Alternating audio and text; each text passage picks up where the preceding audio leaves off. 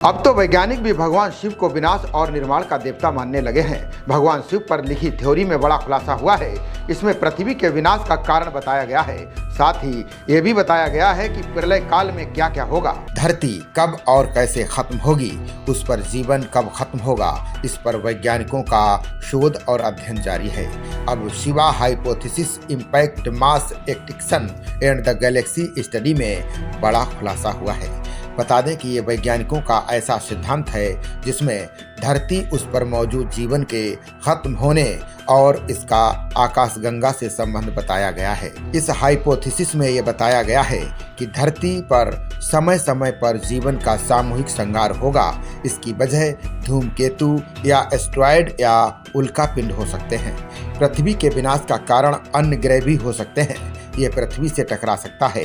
इसके अलावा कोई बड़ा पत्थर धरती से आकर टकरा सकता है। उसकी टक्कर से अंतरिक्ष में इतने ज्यादा धूल के बादल फैलेंगे कि दुनिया फिर से हिम युग में चली जाएगी। अब तक की गणना के मुताबिक धरती पर 5 बार जीवन का सामूहिक विनाश हो चुका है। वहीं 20 बार छोटे सामूहिक विनाश हुए हैं। ये सभी घटनाएं पिछले 54 करोड़ वर्षों में हुई हैं।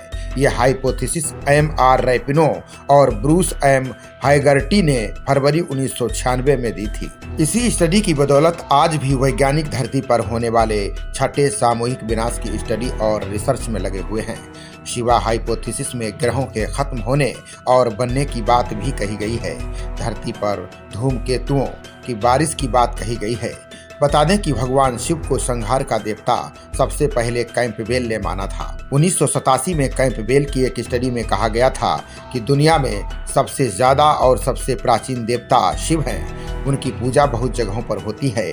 इसमें उन्होंने शिव के डमरू को आधार मानते हुए ब्रह्मांड के रोटेशन और विनाश की भविष्यवाणी की थी। साथ ही पृथ्वी पर जीवन के विनाश और ब्रह्मांड में होने वाले बदलावों का भी जिक्र किया था। शिव को इस वैज्ञानिक स्टडी में शामिल करने की जो बात कही गई है उसमें बताया गया है कि उनके एक हाथ में जलती ज्वाला है, दूसरे में डमरू है। ये डमरू वादन लयबद्ध तरीके से नृत्य और निर्माण का प्रतीक है। वही हाथ में जलती ज्वाला को कॉस्मिक साइकिल से जोड़ा गया है, यानी इससे ब्रह्मांड के विनाश और निर्माण की सतत प्रक्रिया शुरू होती है। स्टडी में भी बताया गया है कि विनाश के समय पूरी दुनिया में काले बादल छा जाएंगे, सूरज की रोशनी नहीं मिलेगी, हफ्ते भर में ही तापमान में -15 डिग्री सेल्सियस की जबरदस्त गिरावट आएगी, चारों तरफ बर्फ जम जाएगी, यानी हिम युग की शुरुआत हो जाएगी। वहीं इस प्रक्रिया से जीव जंतुओं की कई प्रजातियां नष्ट हो जाएंगी। स्टडी में यह भी बताया गया है कि जरूरी नहीं है कि इन्हीं कॉस्मिक घटनाओं से धरती का खात्मा हो। आधुनिक युग में ये काम इंसानों द्वारा किए जा रहे जलवायु परिवर्तन की वजह से भी हो रहा है।